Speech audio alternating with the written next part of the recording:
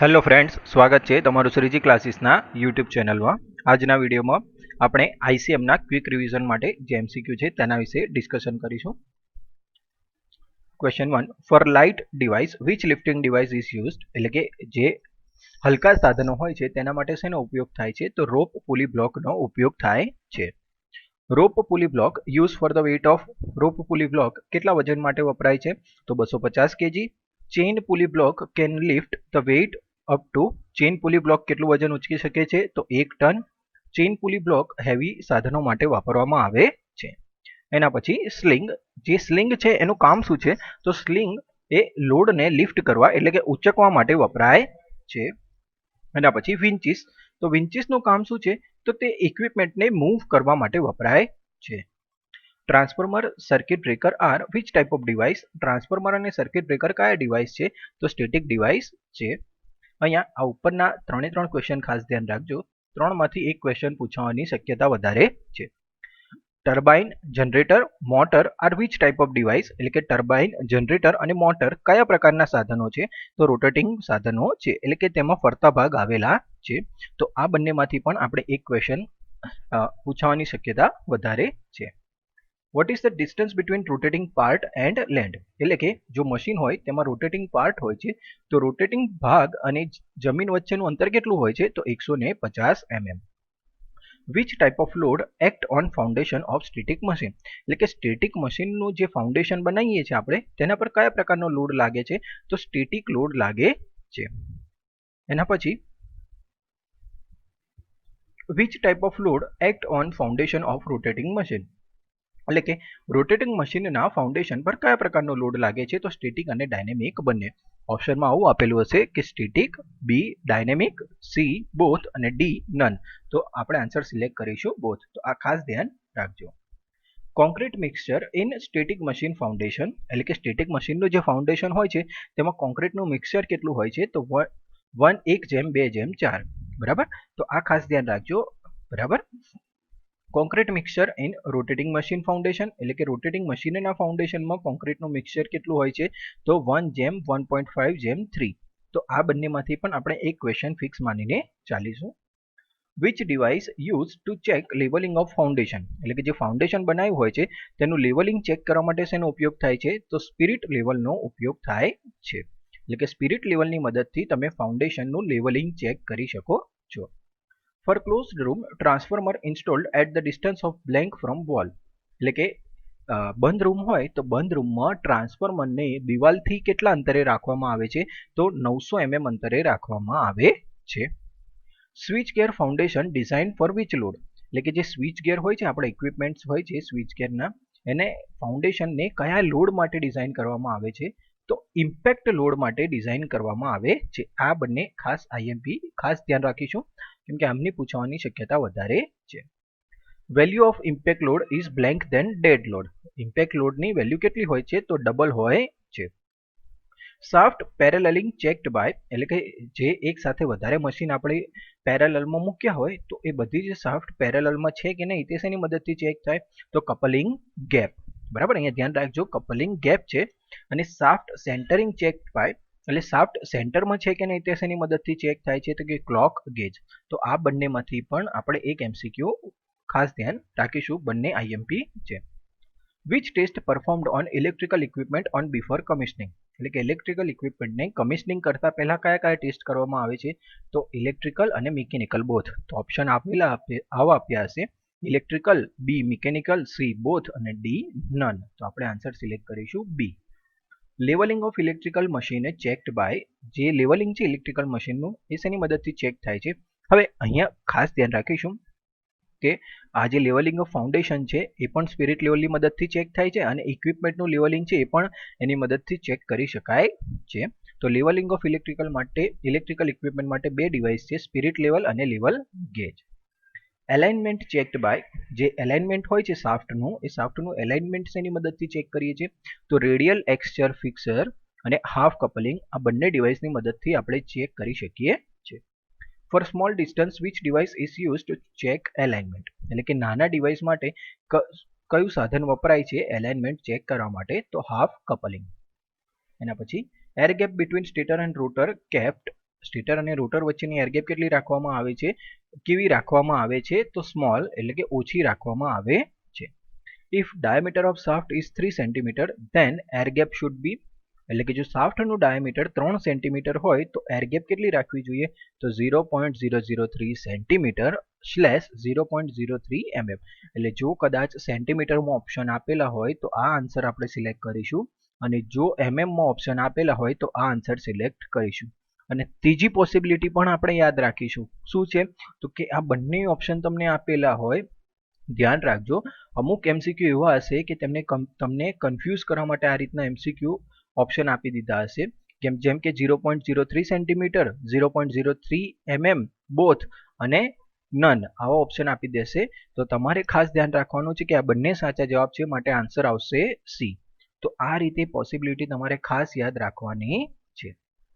Vote is the distance between pole face and armature? Pole face અને armature વચ્ચેનું અંતર કેટલું હોય છે, તો 3 to 5 mm. તો આ પણ આપણે ખાસ ધ્યાન રાખીશું. Insulation resistance of winding measure by, એટલે કે વાઇન્ડિંગનું ઇન્સ્યુલેશન રેઝિસ્ટન્સ તેની મદદથી માપી શકાય છે, તો મેગર અને ઇન્સ્યુલેશન ટેસ્ટર. અહીંયા ઘણા બધા વિદ્યાર્થીઓ મેગર વાંચીને ડાયરેક્ટ એના પર ટીક કરી દેશે, પણ આપણે ખાસ ધ્યાન રાખીશું કે બધા જ ઓપ્શન વાંચવાના છે અને પછી જ આન્સર ટીક કરવાનો છે. અહીંયા આજે ઉપરના 4 એમસીક્યુ છે, એમાંથી આપણે મિનિમમ આપણે 2 એમસીક્યુ ફિક્સ માનીને ચાલીશું કે 2 એમસીક્યુ પૂછવાની શક્યતા છે.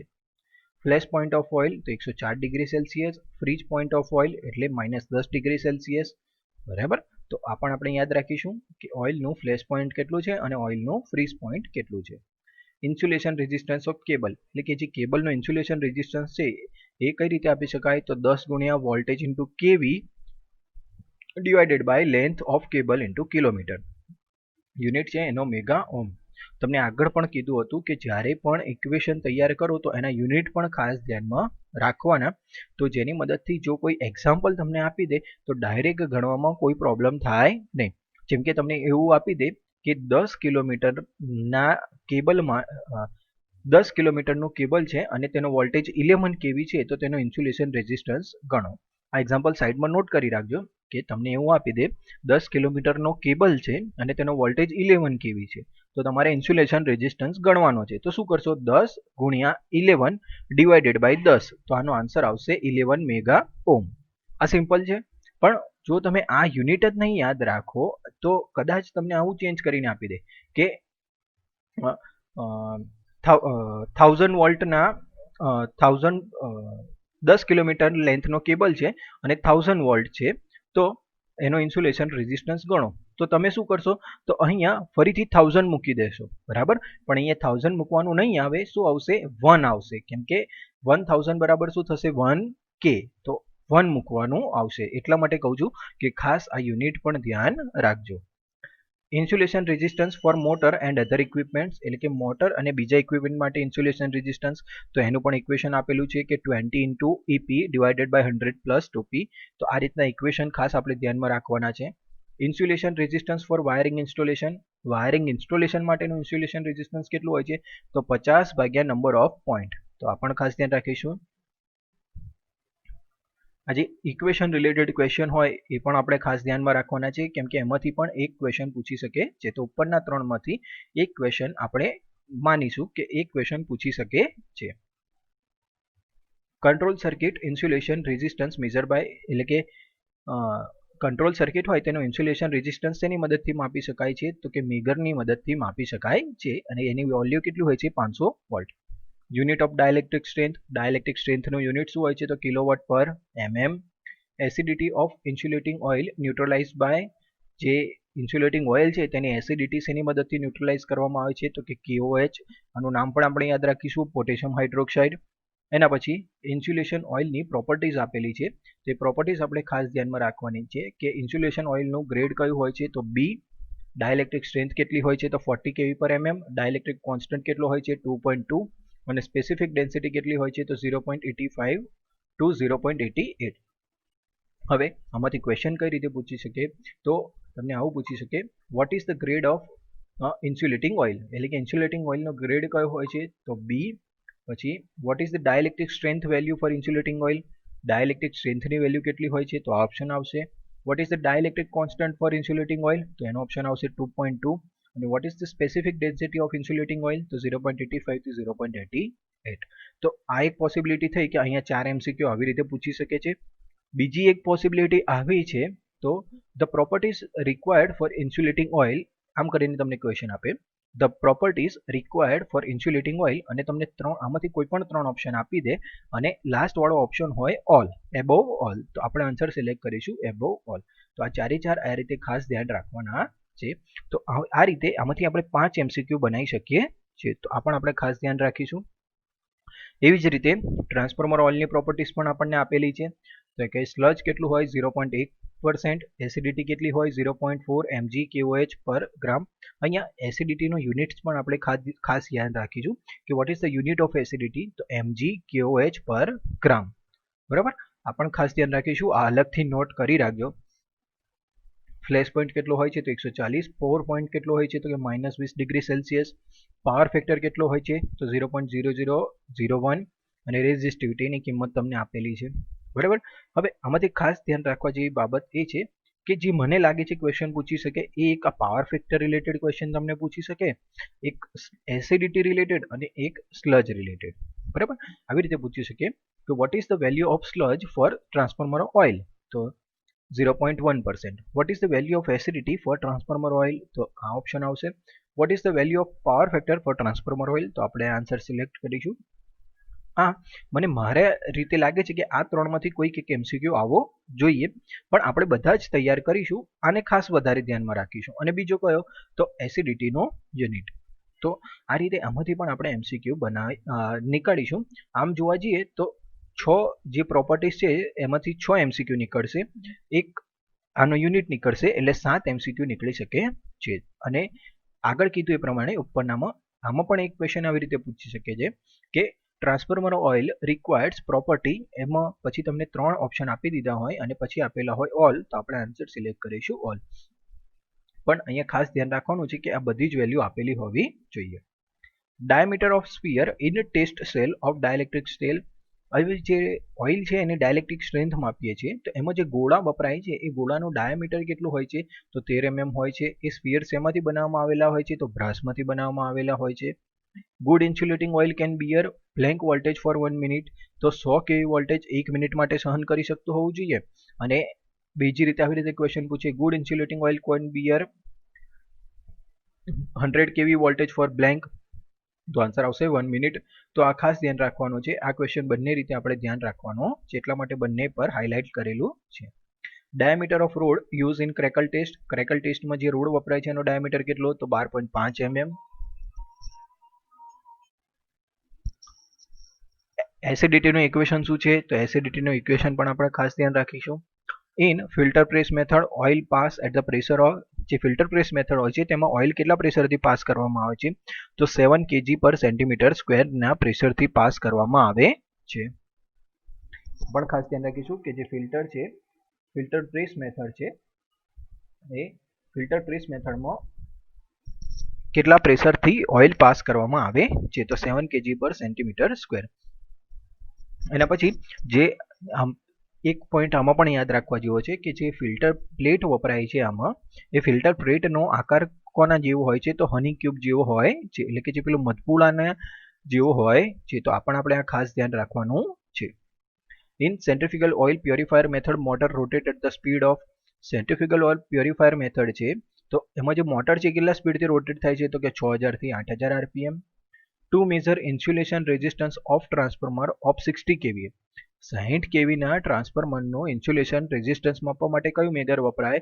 તો 500 વોલ્ટ વપરાય. ડ્રાય ટાઈપના ટ્રાન્સફોર્મરનું ઇન્સ્યુલેશન રેઝિસ્ટન્સ માપવા માટે 1000 વોલ્ટનું મેગર વપરાય છે. તો આ બંને ખાસ ધ્યાન રાખીશું. પોલરાઇઝેશન ઇન્ડેક્સનું ઇક્વેશન આપણને આપેલું છે. અહીંયા કદાચ તમને આવું પૂછે IN R60, તો R60 શું ઇન્ડિકેટ કરે છે? તો યાદ રાખવાનું છે કે 60 સેકન્ડે લીધેલું રીડિંગ. એ જ રીતે R15 શું ઇન્ડિકેટ કરે છે? તો 15 સેકન્ડે લીધેલું રીડિંગ. યુનિટ યાદ રાખજો, સેકન્ડ છે, બરાબર, મિનિટ નથી, second. Direct current pass through the megger coil given by. હવે જે મેગરની કોઇલ છે તેમાંથી ડાયરેક્ટ કરંટ જે પાસ થાય છે તેનું ઇક્વેશન આપેલું છે કે IDC = IC plus ILC plus ILS એટલે કે ILC બરાબર IC બરાબર ચાર્જિંગ કરંટ, IA બરાબર એબ્સોર્પ્શન કરંટ, ILC બરાબર કન્ડક્શન લીકેજ કરંટ અને સરફેસ છે બરાબર, સરફેસ લીકેજ કરંટ. તો આ રીતે કદાચ તમને અહીંયા ઇક્વેશન આપી દે, IDC ઇક્વલ્સ ટુ કરીને બ્લેન્ક આપી દે અને આ ઇક્વેશન પૂછે, અથવા તો આમાંથી કોઈ પણ એક પેરામીટર પૂછી શકે છે. તો આ પણ આપણે ખાસ ધ્યાન રાખીશું. For good insulating oil what is the value of polarisation index? Polarisation ઇન્ડેક્સની વેલ્યુ કેટલી હોય છે? તો 1 કરતાં વધારે. એના પછીનો MCQ, for polarisation index test blank volt megger is use. Polarisation index test માટે કયું મેગર વાપરવામાં આવે છે? તો 2500 થી 5000 વોલ્ટનું મેગર વાપરી શકાય છે.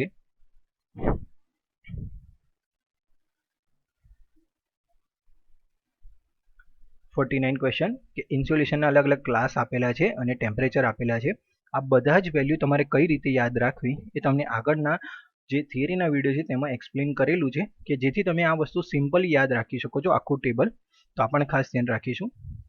Rating of bulb use for drawing of winding એટલે કે જે આપણે વાઇન્ડિંગનું ડ્રાઇંગ કરીએ છીએ, સૂકવીએ છીએ, તો તેના માટે કેટલા વોટેજનો બલ્બ વપરાય છે? તો 200 વોટથી 500 વોટ સુધીનો બલ્બ વપરાય છે. Which lamp is use for drawing method? Drawing method માટે કયો બલ્બ વપરાય છે? તો ઇનકન્ડેન્સેન્ટ લેમ્પ અથવા તો કાર્બન ફિલામેન્ટ લેમ્પ વપરાય છે. તો જો ઓપ્શનમાં બંને આપેલા હોય તો આન્સર સિલેક્ટ કરીશું બોથ. ખાસ ધ્યાન રાખજો. In drying chamber method rating of heater kept at blank more than machine. Drying ચેમ્બરની જે મેથડ છે તેમાં હીટરનું રેટિંગ કેટલું વધારે રાખવામાં આવે છે? તો 1.5 થી 3% વધારે રાખવામાં આવે છે. આપણે ખાસ ધ્યાન રાખીશું કે 1.5 થી 3% વધારે રાખવામાં આવે છે. એના પછી આજે મોસ્ટ એમ્પી ક્વેશ્ચન, આપણે આમાંથી એક ક્વેશ્ચન કમ્પલસરી માનીને ચાલીશું કે ડ્રાઇંગ ડ્યુરેશન છે કે 11 kV નું ટ્રાન્સફોર્મર હોય તો તેને સૂકવવા માટે કેટલા દિવસ લાગે છે? તો 1 થી 6 દિવસ લાગે છે. 220 kV નું ટ્રાન્સફોર્મર હોય તો તેને સૂકવવા માટે કેટલા દિવસ લાગે છે? તો 10 થી 30 દિવસ લાગે છે. અને 440 kV નું ટ્રાન્સફોર્મર હોય તો 15 થી 40 દિવસ લાગે છે. તો આમાંથી આપણે એક ક્વેશ્ચન કમ્પલસરી માનીને ચાલીશું. અને આ જે ટેબલ છે ટેબલમાંથી પણ એક ક્વેશ્ચન કમ્પલસરી માનીશું. When hot air pass through the tank of 11 kV transformer it dry in એટલે કે જ્યારે 11 kV ના ટ્રાન્સફોર્મરમાંથી ગરમ હવા પસાર કરવામાં આવે ત્યારે ટ્રાન્સફોર્મર કેટલા દિવસમાં સુકાય છે? તો 4 દિવસમાં. When hot air pass through the tank of 220 kV transformer it drain એટલે કે જ્યારે 220 kV ના ટ્રાન્સફોર્મરમાંથી ગરમ હવા પસાર કરવામાં આવે તો ટ્રાન્સફોર્મર કેટલા દિવસમાં સુકાય છે? તો 15 દિવસમાં. આ પણ ખાસ ધ્યાન રાખવાનું છે. If proper maintenance of transformer done then useful life of it એટલે કે જો ટ્રાન્સફોર્મરનો પ્રોપર મેન્ટેનન્સ કરવામાં આવે તો તેની યુઝફુલ લાઈફ કેટલી હોય છે? તો 20 થી 25 વર્ષ હોય છે. Colour of new silica gel, નવી સિલિકા જેલનો કલર કયો હોય છે? Blue. Colour of silica gel after absorbing moisture, તો મોઇશ્ચર એબ્સોર્બ કર્યા પછી તેનો કલર કેવો હોય છે? તો પિંક અથવા લાઇટ પિંક, બેમાંથી જે ઓપ્શન આપેલો હોય તે આપણે સિલેક્ટ કરવાનો છે. તો આ જે 3 છે એમાંથી એક MCQ આપણે ખાસ ધ્યાનમાં રાખવાનો છે. અહીંયા ઉપરનું જે એક 53, 54 અને 55 આમાંથી આપણે એક MCQ કમ્પલસરી માનીને ચાલીશું. જનરલી મારા અનુમાન મુજબ આમાંથી જ MCQ આવવો જોઈએ, તેમ છતાં આપણે આ બંને પણ ખાસ ધ્યાન રાખીશું. જો આ 3માંથી કોઈ એક આવે તો પણ વાંધો નહીં. If circuit breaker not operate frequently then maintenance period is જો સર્કિટ બ્રેકરને ફ્રીક્વન્ટલી ઓપરેટ ના કરવામાં આવે તો મેન્ટેનન્સ કેટલા મહિનામાં કરવું પડે છે? 6 થી 12 મંથ. જો સર્કિટ બ્રેકર ફ્રીક્વન્ટલી ઓપરેટ થાય એટલે કે વારે ઘડીએ ઓપરેટ થતું હોય તો તેનું મેન્ટેનન્સ ક્યારે કરવાનું? તો 1 થી 3 મંથ. સિમ્પલ વસ્તુ છે કે જો વધારે ના વપરાતું હોય તો 6 થી 12 મહિનામાં કરો, જો વધારે વપરાતું હોય તો 1 થી 3 મંથમાં કરવાનું છે. બરાબર, સિમ્પલ યાદ રાખીશું આપણે. Overhauling of circuit breaker done in overhauling circuit બ્રેકરનું ક્યારે કરવામાં આવે છે? તો કે 3 વર્ષમાં કરવામાં આવે છે. વેન અંડરગ્રાઉન્ડ કેબલ બોક્સ ઇન્સ્પેક્ટેડ એટલે કે અંડરગ્રાઉન્ડ જે સિસ્ટમ હોય છે આપણે, તો એમાં જે કેબલનું બોક્સ હોય છે એ ક્યારે ઇન્સ્પેક્ટ કરવામાં આવે છે? તો એવરી 3 મંથ એટલે કે દરેક 3 મંથે, અથવા તો કદાચ તમને ઓપ્શનમાં ખાલી આપી દીધું હોય 3 મંથ, તો આ પણ આપણે સિલેક્ટ કરીશું 3 month. When resistance of cable sheath measured એટલે કે જે કેબલની શીથ હોય છે તેનો રેઝિસ્ટન્સ ક્યારે મેઝર કરવામાં આવે છે? તો દર વર્ષે એવરી યર, અથવા તો યરલી આ ઓપ્શન હોય, એવરી યરની જગ્યાએ યરલી, તો યરલી ટીક કરીશું. વેન જોઈન્ટ રેઝિસ્ટન્સ મેઝર્ડ એટલે કે જોઈન્ટનો જે રેઝિસ્ટન્સ હોય છે તે ક્યારે મેઝર કરવામાં આવે છે તો એ પણ યરલી હોય છે. તો આ રીતે અહીંયા 59 થી 64 સુધીના જે ક્વેશ્ચન છે તેમાંથી આપણે એક MCQ ફિક્સ માનીશું અને એ પૂછવાની પોસિબિલિટી વધારે છે. Current pass through the body due to high voltage line. હવે જે હાઈ વોલ્ટેજ લાઇન છે તેના કારણે કેટલો કરંટ પાસ થાય છે. જ્યારે પણ હાઈ વોલ્ટેજ લાઇનનું મેન્ટેનન્સ કરતા હોઈએ છીએ ત્યારે જે વ્યક્તિ તેનું મેન્ટેનન્સ કરવા જાય છે તો તેમાં જો કોઈક ફોલ્ટ થાય તો કેટલો કરંટ પાસ થઈ શકે તો 5 મિલી એમ્પિયરથી 100 મિલી એમ્પિયર જેટલું કરંટ પાસ થાય છે. બીજી એક વસ્તુ ધ્યાન રાખીશું કે આવી જે હાઈ વોલ્ટેજ લાઇન હોય તેની આસપાસ શું ઉત્પન્ન થાય છે તો ઇલેક્ટ્રોમેગ્નેટિક ફિલ્ડ પ્રોડ્યુસ થાય છે. આ પણ ખાસ ધ્યાન રાખવાનું છે. એના પછી તમને આગળના વિડીયોમાં કીધું હતું કે ઓવરહેડ જે લાઇન છે એના મેન્ટેનન્સનું ટેબલ આપણે યાદ રાખીશું. કેમ તો કે એમાંથી એક MCQ પૂછવાની શક્યતા વધારે હોય છે. કેમ તો સિમ્પલ વસ્તુ છે કે તમે જોશો અહીંયા તો સૌથી પહેલું છે ડેલી અથવા વીકલી કઈ એક્ટિવિટી કરવામાં આવે છે તો લાઇન ઇન્સ્પેક્શન. પછી 3 મંથમાં insulator, conductor, cross arm, pole structure, બરાબર. એના પછી છે યરલી કઈ એક્ટિવિટી કરવામાં આવે છે. તો આ રીતે તમારે યાદ રાખવાનું છે. હવે ક્વેશ્ચનની વાત કરીએ તો ક્વેશ્ચન તમને આવી રીતે પૂછી શકાય છે કે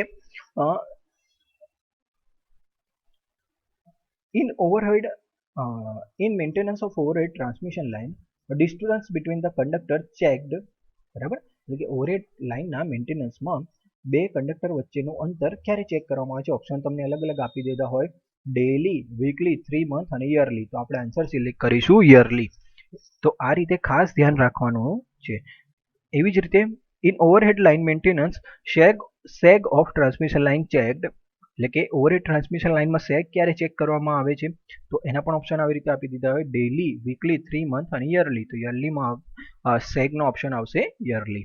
આ રીતે તમારે ખાસ ધ્યાન રાખવાનું છે. સિમિલરલી ઇન્સ્યુલેટર માટે પૂછી શકે કે in overhead line maintenance insulator checked at, overhead લાઇનના મેન્ટેનન્સમાં ઇન્સ્યુલેટર ક્યારે ચેક કરવામાં આવે છે. ફરીથી એના જ ઓપ્શન આપી દીધા હોય તો આન્સર આવશે 3 મંથ. એટલા માટે તમને આગળથી જ કીધું છે કે આ રીતે આપણે રિવર્સ ક્વેશ્ચન પણ ખાસ તૈયાર કરવાના, કેમ કે 10 MCQ તમારે એવા માનીને ચાલવાના કે જે ટ્વિસ્ટ કરીને અથવા તો વધારે ટફ બનાવ્યા હશે. તો આપણે એવા MCQ પણ સોલ્વ કરી શકીએ. એવી જ રીતે આપણે સ્ટોરેજ બેટરીનું પણ મેન્ટેનન્સ છે એ પણ એકદમ સિમ્પલ છે, બરાબર. ડેલીમાં વોલ્ટેજ અને ક્લીન કરવાની હોય, વીકલીમાં એના કનેક્ટર અને વેન્ટ પ્લગ ચેક કરવામાં હોય, મંથલી હોય તો ઇલેક્ટ્રોલાઇટનું લેવલ, વોલ્ટેજ અને ટર્મિનલ એને ક્લીન કરવાની હોય, યરલીમાં સ્પેસિફિક ગ્રેવિટી અને કન્ટેનર. તો ક્વેશ્ચન કયા પૂછી શકે તો when in storage battery maintenance when specific gravity is check, when specific gravity of electrolyte check, એટલે કે સ્ટોરેજ બેટરીના મેન્ટેનન્સમાં ઇલેક્ટ્રોલાઇટની સ્પેસિફિક ગ્રેવિટી ક્યારે ચેન્જ કરવામાં આવે તો ફરીથી 4 ઓપ્શન આપી દીધા હોય તો ઓપ્શન આવશે યરલી. એવી જ રીતે in storage battery maintenance when electrolyte level checked, ફરીથી ઓપ્શન આ જ હોય અને આન્સર આવશે monthly. When connector and vent plug check in storage battery maintenance, એટલે કે સ્ટોરેજ બેટરીના મેન્ટેનન્સમાં કનેક્ટર અને વેન્ટ પ્લગ ક્યારે ચેક કરવામાં આવે છે તો ઓપ્શન આવશે વીકલી. તો આ રીતે અલગ અલગ ક્વેશ્ચન ખાસ ધ્યાન રાખીશું. Transformer earth resistance should measure, ટ્રાન્સફોર્મરનો અર્થ રેઝિસ્ટન્સ ક્યારે મેઝર કરીશું તો યરલી, બરાબર. 1 વર્ષે મેઝર કરવામાં આવે છે. ઉપરના બંને જે છે એમાંથી એક એક ક્વેશ્ચન તમારે ફિક્સ માનીને ચાલવાનો છે. What will happen if air gap is not maintain between stator and rotor, જો સ્ટેટર અને રોટરની વચ્ચે એર ગેપ ના મેન્ટેન કરવામાં આવે તો શું થાય તો મેગ્નેટિક અનબેલેન્સ થાય છે.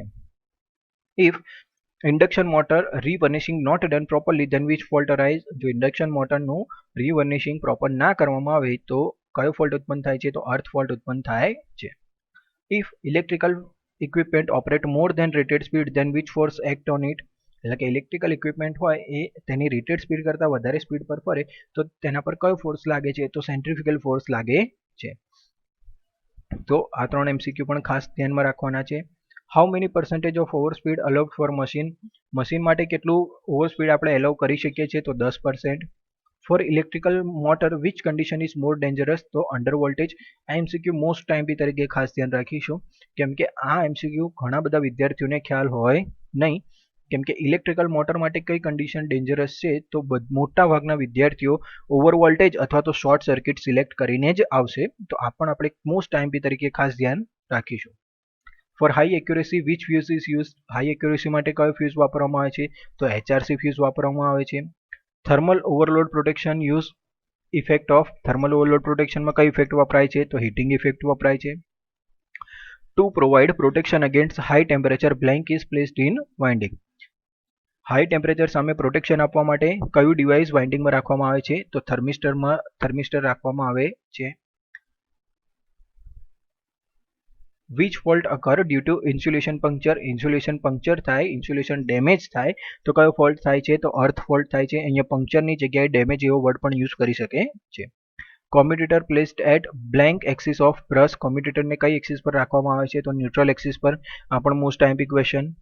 Which loss increase due to lamination insulation get damage, lamination of insulation get damage, એટલે કે ઇન્સ્યુલેશનનું જે લેમિનેશન છે તે ડેમેજ થાય તો કયો ફોલ્ટ થાય છે? તો આયન લોસ વધે છે. કયો લોસ વધે છે? તો આયન લોસ વધે છે.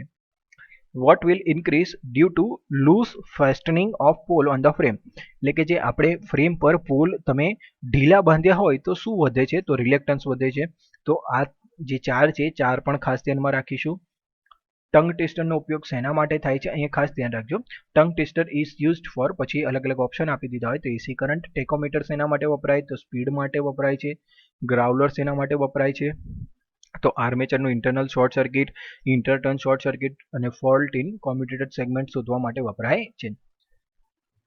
હવે કદાચ આનો ગ્રાઉલરમાંથી આપણે રિવર્સ ક્વેશ્ચન બનાવી શકીએ છીએ. શું કે ઇન્ટરટર્ન શોર્ટ સર્કિટ આઈડેન્ટિફાઈડ બાય, તો ઇન્ટરટર્ન શોર્ટ સર્કિટ એની મદદથી શોધી શકાય તો અલગ અલગ ઓપ્શન આપી દીધા હોય તો ઓપ્શન આવશે ગ્રાઉલર. એવી જ રીતે inter short circuit armature internal short circuit can be identified, અલગ અલગ ઓપ્શન આપેલા હોય તો ગ્રાઉલર. બરાબર. પછી કદાચ શેપના રિલેટેડ ક્વેશ્ચન પૂછી શકે. જનરલી પોસિબિલિટી ઓછી છે પણ આ એક ડિઝાઇન રિલેટેડ ક્વેશ્ચન છે એટલા માટે અહીંયા સિમ્પલી ઇન્ડિકેટ કરેલું છે. તો which shape coil used in growler, એટલે કે ગ્રાઉલરમાં કયા શેપની કોઇલ યુઝ થાય છે? તો વી. બરાબર. આ પણ આપણે ખાસ ધ્યાનમાં રાખવાની જરૂર નથી પણ એકવાર ખાલી વાંચી લેજો કેમ કે જલ્દી યાદ રહી જાય એવો જ છે. હાઇડ્રોમીટર શેનો ઉપયોગ થાય? તો સ્પેસિફિક ડેન્સિટી ઓફ ઇલેક્ટ્રોલાઇટ. એના પછી ડાયલ ગેજનો ઉપયોગ શું છે? તો air gap between stator and rotor, અને એની મદદથી આપણે ફ્રિક્શન બિટવીન શાફ્ટ અને બેરિંગ પણ શોધી શકીએ છીએ. તો આમાંથી કદાચ એમસીક્યુ પૂછી શકે કે which device is used to identify friction between shaft and bearing, તો એનો આન્સર આવશે ડાયલ ગેજ. તો બધાના જ રિવર્સ ક્વેશ્ચન ખાસ ધ્યાનમાં રાખવાના છે. જેમ કે આ ઉપરનો છે specific density of electrolyte can be measured by, અલગ અલગ ઓપ્શન આપેલા હોય તો હાઇડ્રોમીટર. તો આ 81 થી જે છે એ બધાના જ રિવર્સ ક્વેશ્ચન તમારે ખાસ ધ્યાનમાં રાખવાના છે. 81 થી 85. બરાબર. અહીંયા તમે ખાસ ધ્યાનમાં રાખજો કે જે બધા જ ડિવાઇસ છે એ આગળના થિયરી લેક્ચરમાં ઇન્ક્લુડ કરેલા છે. અહીંયા મેં 5 જ ડિવાઇસ ઇન્ક્લુડ કર્યા છે. એ બી કેવા છે કે જે મોસ્ટ આઈએમપી લાગે કે જે પૂછાવાની શક્યતા વધારે હોય તેવા. તો ખાસ ધ્યાન રાખીશું. બાકીના ડિવાઇસ આગળના વિડીયો લેક્ચર્સમાં તમારે જોઈ લેવા.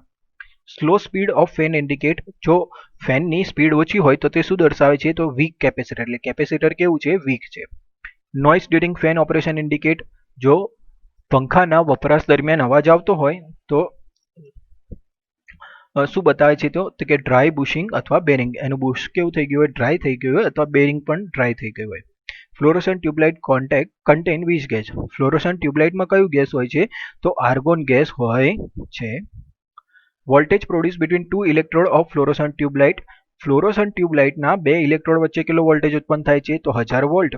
Efficiency of fluorescent tube light is, fluorescent ટ્યુબલાઇટની એફિશિયન્સી કેટલી હોય છે? તો 70 લ્યુમેન પર મિનિટ હોય છે. યુનિટ પણ ખાસ ધ્યાન રાખીશું, 70 લ્યુમેન પર મિનિટ હોય છે. તો આ ત્રણમાંથી આપણે પણ ખાસ ધ્યાન રાખીશું. અહીંયા યુનિટ એટલા માટે કહું છું કે કદાચ તમને 70 જ ઓપ્શનમાં આપે અને અલગ અલગ યુનિટ આપી શકે છે, જેમ કે 70 લ્યુમેન પર અવર, 70 લ્યુમેન પર સેકન્ડ. બરાબર. તો આ ખાસ ધ્યાન રાખવાનું છે કે જો યુનિટમાં ફેરફાર કરે તો પણ તમારાથી કન્ફ્યુઝ થવાય નહીં. How many times voltage becomes 0 for 50 hertz supply, 50 hertz supply માટે વોલ્ટેજ કેટલા વાર 0 થાય? તો 100 વાર થાય. આપણે યાદ રાખવાનું છે એક સાયકલમાં વોલ્ટેજ 2 વાર 0 થાય. તો અહીંયા જો ફ્રીક્વન્સીની વેલ્યુ ચેન્જ કરી નાખે, તમને 50ની જગ્યાએ 60 આપે તો 60 ગુણ્યા 2 કરવાનું છે, તો આન્સર આવશે 120. સિમ્પલ કોન્સેપ્ટ છે કે એક સાયકલમાં 2 વાર વોલ્ટેજ 0 થાય છે. તો જે પણ આપેલું હોય એને 2 વાર તમારે મલ્ટીપ્લાય કરવાનું છે. 2 સાથે, 2 વાર નહીં, 2 સાથે મલ્ટીપ્લાય કરવાનું છે. ટુ એલિમિનેટ સ્ટ્રોબોસ્કોપિક ઇફેક્ટ પ્લેન્ક માઇક્રોફેરાડે કેપેસિટર કનેક્ટેડ. તો સ્ટ્રોબોસ્કોપિક ઇફેક્ટ એલિમિનેટ કરવા માટે કયું કેપેસિટર વપરાય છે? તો 3.8 microfarad capacitor. When metal frame of equipment is not earth, then જો ઇક્વિપમેન્ટની મેટલ ફ્રેમ અર્થ ના કરેલી હોય તો કયો ફોલ્ટ થાય? અર્થ ફોલ્ટ થાય છે. Due to neutral earthing which effect is eliminated. Neutral અર્થિંગના કારણે કઈ ઇફેક્ટ એલિમિનેટ થાય છે? તો આર્સિંગ એલિમિનેટ થાય છે. Due to elimination of arcing blank increase. Arcing જો એલિમિનેટ થાય, દૂર થાય તો શું ઇન્ક્રીઝ થાય છે? તો રિલાયબિલિટી ઇન્ક્રીઝ થાય છે. એના પછી વોલ્ટેજ સર્જ સપ્રેસ બાય. જે વોલ્ટેજ સર્જ છે એ શેની મદદથી આપણે સપ્રેસ કરી શકીએ છીએ? તો ન્યુટ્રલ અર્થિંગની મદદથી સપ્રેસ કરી શકીએ છીએ. Disturbance to nearest communication line occur due to, એટલે કે જે નજીકની કોમ્યુનિકેશન લાઇન છે તેને ડિસ્ટર્બન્સ શાનાથી થાય છે? તો કે સ્ટેટિક ચાર્જ ઓફ ઇન્સ્યુલેશન, એટલે કે ઇન્સ્યુલેશન પર જે સ્ટેટિક ચાર્જ ઉત્પન્ન થાય છે તેના કારણે. હવે આનો રિવર્સ ક્વેશ્ચન પણ ધ્યાનમાં રાખીશું કે due to static charge of insulation, પછી અલગ અલગ ઓપ્શન આપી દીધા હોય તો ધ્યાન રાખીશું કે disturbance to nearest communication line. Diameter of copper earth ઇલેક્ટ્રોડનો ડાયામીટર કેટલો હોય છે? 12.5 mm. Diameter of steel and iron earth electrode 16 mm.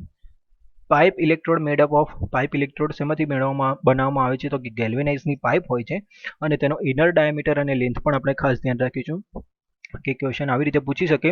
What is the inner diameter of pipe electrode? તો 39 mm. What is the length of pipe electrode? તો 2.5 metre.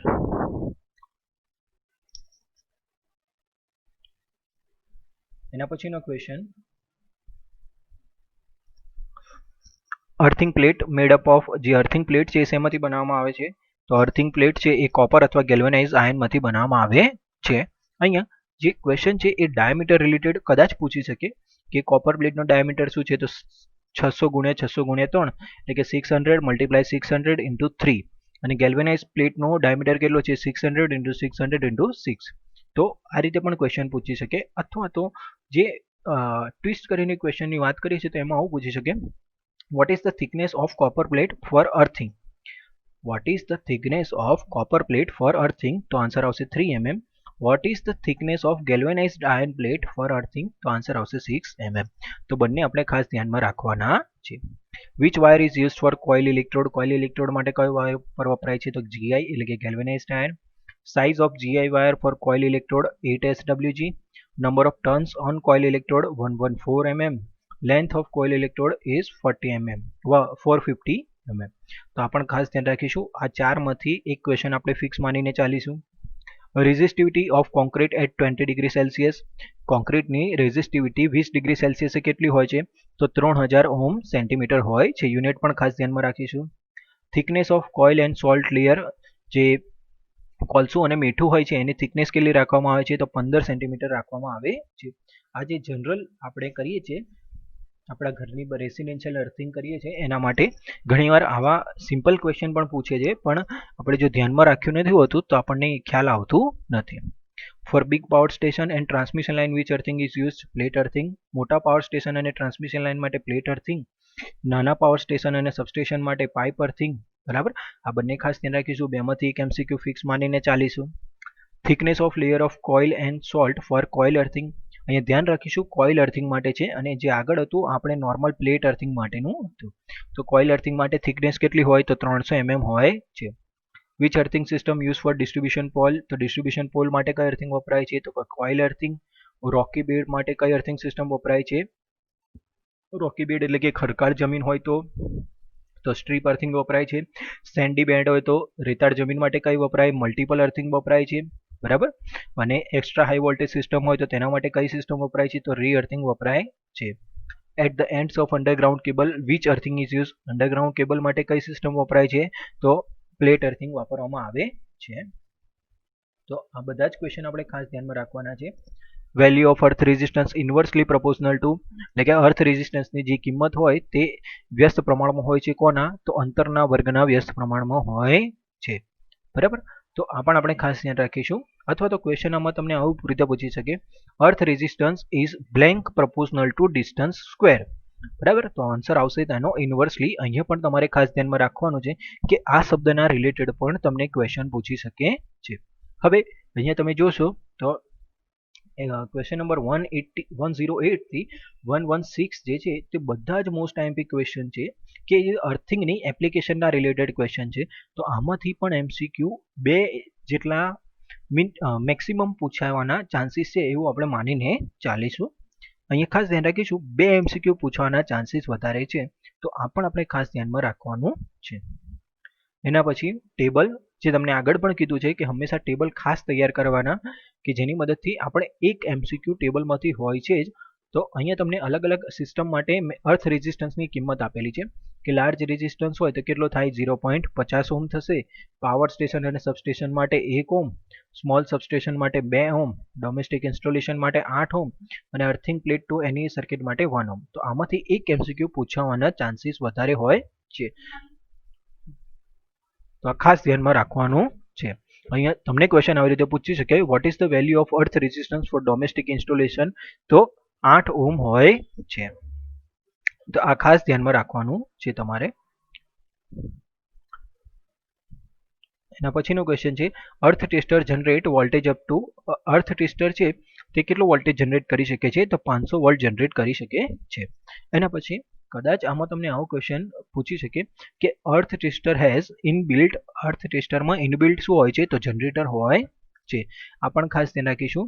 Earth tester has inbuilt પછી blank કરીને generator, motor, બરાબર, અને બીજા બે option આપી દીધા હોય તો આન્સર આપીશું generator. When two rotating parts joined by cable, then it is called, જ્યારે બે રોટેટિંગ પાર્ટ હોય તો તેમને કેબલ વડે જોઈન્ટ કરવામાં આવે તો તેને શું કહેવામાં આવે છે? તો તેને બોન્ડિંગ કહેવામાં આવે છે. ખાસ ધ્યાન રાખીશું કે જ્યારે જે રોટેટિંગ પાર્ટ હોય છે, બે ફરતા પાર્ટ, એમની વચ્ચે જો ઘસારો થાય તો તેમના પર પોટેન્શિયલ ઉત્પન્ન થાય છે. હવે એ જો પોટેન્શિયલ અલગ અલગ હોય તો ફોલ્ટ ઉત્પન્ન થઈ શકે છે. તો બંને ફરતા ભાગ પર પોટેન્શિયલ સરખો રાખવા માટે બંનેને કંડક્ટર વડે જોડી દેવામાં આવે છે, એટલે કે કેબલ વડે જોડી દેવામાં આવે છે. Medium voltage equipments earth at how many place? જે મીડિયમ વોલ્ટેજના ઇક્વિપમેન્ટ હોય છે તેમને કેટલી જગ્યાએ અર્થ કરવામાં આવે છે? તો 2 જગ્યાએ. Neutral of high and extra high voltage line earthed by, જે હાઈ અને એક્સ્ટ્રા હાઈ વોલ્ટેજની લાઇન હોય છે તે કેટલા પ્લેસે અર્થ કરવામાં આવે છે? તો 2 પ્લેસ. અને કેટલા ઇલેક્ટ્રોડ વપરાય છે? તો 2. For substation and generating station, which insulating system is used?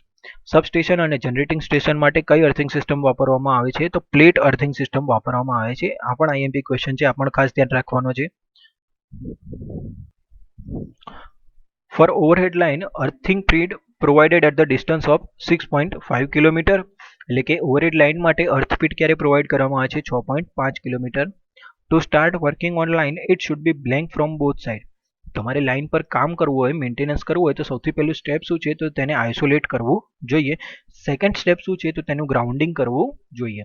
કેમ કે ગ્રાઉન્ડિંગ કરશો તો તેના પર જે પણ ચાર્જ છે એ બધો શું થશે? અર્થ થશે. પછી જ તમારે લાઇન પર કોઈ કામ કરવું જોઈએ.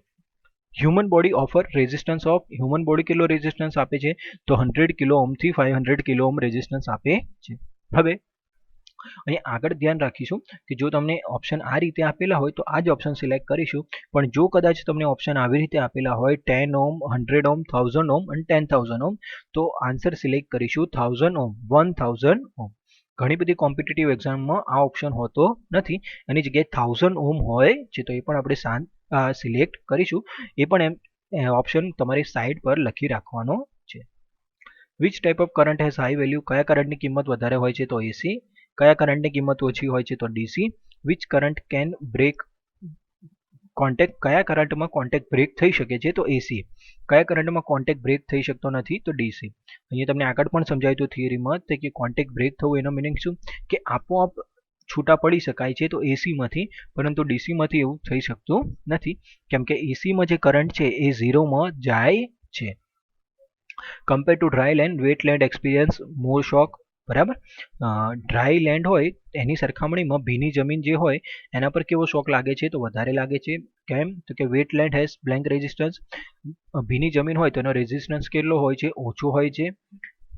Dry land has blank resistance, જે સૂકી જમીન હોય તેનો રેઝિસ્ટન્સ કેટલો હોય છે? તો વધારે હોય છે. એવી જ રીતે એક્ટ ઓફ ઇન્ડિયન ઇલેક્ટ્રિસિટી, તો આપણે આ બધા માટે યાદ ખાલી શું રાખીશું સૌથી પહેલાં તો કે કયો એક્ટ કયા યરમાં ઇમ્પ્લિમેન્ટ કરેલો છે. જેમ કે વર્ક્સમેન કમ્પન્સેશન એક્ટ ઇમ્પ્લિમેન્ટેડ ઇન, તો અલગ અલગ ઓપ્શન આપેલા હોય તો 1923, બરાબર. તો આ પણ આપણે ખાસ ધ્યાન રાખવાનું છે, બરાબર. જેમ કે વેન ફેક્ટરી એક્ટ ઇમ્પ્લિમેન્ટેડ તો 1948, તો અલગ અલગ યાદ રાખવાનું છે. તો આમાંથી એક એમસીક્યુ ફિક્સ માનીને ચાલીશું. અહીંયા આમાંથી કોઈક એક એમસીક્યુ પૂછવાની પોસિબિલિટી ઘણી ઓછી છે, તેમ છતાં અહીંયા ઇન્ક્લુડ કરેલું છે કે કદાચ કોઈક એમસીક્યુ પૂછી શકે. High voltage cable energy discharge by resistance of high cable voltage હોય, હાઈ વોલ્ટેજના જે કેબલ હોય છે તેને એનર્જી કયા રેઝિસ્ટન્સની મદદથી ડિસ્ચાર્જ કરવામાં આવે છે, તો 2 મેગા ઓહ્મના રેઝિસ્ટન્સની મદદથી ડિસ્ચાર્જ કરવામાં આવે છે. Clip on meter use for which cable, clip on meter કયા કેબલ માટે વાપરવામાં આવે છે, તો કે lead sheath cable. Fixed fire extinguisher use for which substation, fixed fire extinguisher હોય છે તે કયા સબસ્ટેશન માટે વાપરવામાં આવે છે, તો કે અનએટેન્ડેડ સબસ્ટેશન માટે વાપરવામાં આવે છે. એવી જ રીતે which gas is filled in fire extinguisher cylinder, કયું ગેસ વાપરવામાં આવે છે, તો CO2 અને મિથાઇલ બ્રોમાઇડ. આ પણ ખાસ ધ્યાન રાખીશું. CO2 is blank time heavier than air, તો 1.5. CO2 is which type of gas, તો inactive. આગળના વિડીયોમાં ઇનએક્ટિવ છે, અને જો કદાચ ઇનર્ટ ગેસ આવું પણ લખેલું હોય તો બંને સાચું છે. Dielectric strength of CO2 is blank than air, CO2 ની ડાયલેક્ટ્રિક સ્ટ્રેન્થ હવા કરતાં કેવી હોય છે, તો વધારે હોય છે. આ ત્રણમાંથી એક એમસીક્યુ આપણે ફિક્સ માનીને ચાલીશું, એની પોસિબિલિટી કેવી છે, વધારે છે. Emulsifier method use for extinguish which fire, તો oil fire. Which method is better for emulsifier or foam type, તો ફોર્મ ટાઈપ બેટર હોય છે, બરાબર. આ બંનેમાંથી પણ આપણે એક એમસીક્યુ માનીશું. In soda acid type fire extinguisher blank is mixed with water, soda acid type એક્સટિંગાઇઝરમાં વોટર સાથે શું મિક્સ કરવામાં આવે છે, તો NaOH મિક્સ કરવામાં આવે છે, સોડિયમ હાઇડ્રોક્સાઇડ. તો આ રીતે આ ત્રણ ખાસ ધ્યાન રાખીશું, ત્રણમાંથી એક યાદ રાખીશું. When fire is not between electrical supply wire and then it is extinguished by water and sand. એટલે કે જો ઇલેક્ટ્રિકલ સપ્લાય વાયરની વચ્ચે આગ ના લાગી હોય તો તે શેની મદદથી ઓલવી શકાય છે, તો કે પાણી અને રેતીની મદદથી ઓલવી શકાય છે. ફોર ઓઇલ સર્કિટ બ્રેકર અને transformer which type of extinguisher use, oil circuit breaker અને ટ્રાન્સફોર્મર માટે કયું યુઝ કરવામાં આવે છે, તો foam type. For distribution board અને સ્વિચ ડિસ્ટ્રીબ્યુશન બોર્ડ માટે કયું યુઝ કરવામાં આવે છે, તો CO2 અને CC4, બરાબર. આ પણ યાદ રાખીશું.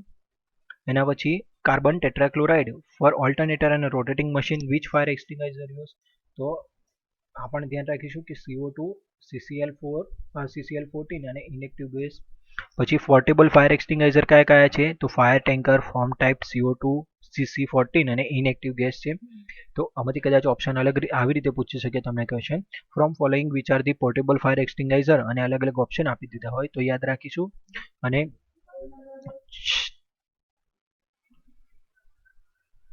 ટાઈપ્સ ઓફ ફાયર એક્સટિંગાઇઝર, ફાયર એક્સટિંગાઇઝરના પ્રકાર કયા કયા છે, તો પોર્ટેબલ અને ફિક્સ્ડ બે એના પ્રકાર છે. આ પણ ખાસ ધ્યાન રાખવાનું છે. અહીંયા આગળ તમે ઉપર આપણે જોયા એ પ્રમાણે તમારે અહીંયાથી ખાસ ધ્યાનમાં રાખવાનું છે 145 થી 148 સુધી, કેમ કે આમાંથી એક ક્વેશ્ચન આપણે ફિક્સ માનીને ચાલીશું, કેમ કે આ પણ ફાયર એક્સટિંગાઇઝરની એપ્લિકેશન રિલેટેડ ક્વેશ્ચન છે. CC4નું પૂરું નામ પણ યાદ રાખીશું. CO2નું તો બધાને ખ્યાલ જ હશે, કાર્બન ડાયોક્સાઇડ, પણ CC14નું પૂરું નામ યાદ રાખીશું, બરાબર. અને અહીંયા ઇનએક્ટિવ જગ્યાને ઇનર્ટ ગેસ પણ કહી શકાય. તો આ રીતે અહીંયા જેટલા પણ ICMના મોસ્ટ એમપી ક્વેશ્ચન લાગ્યા એ બધા જ મેં અહીંયા ઇન્ક્લુડ કરેલા છે, કે જેથી તમે એક્ઝામમાં આનું ક્વિક રિવિઝન કરી શકો. આ વિડીયોમાં યુઝ કરવામાં આવેલી PDF તમે ની લિંક ડિસ્ક્રિપ્શનમાં નીચે આપેલી છે, તો તમે ત્યાંથી એને ડાઉનલોડ કરી શકો છો અને યુઝ કરી શકો છો. Thank you.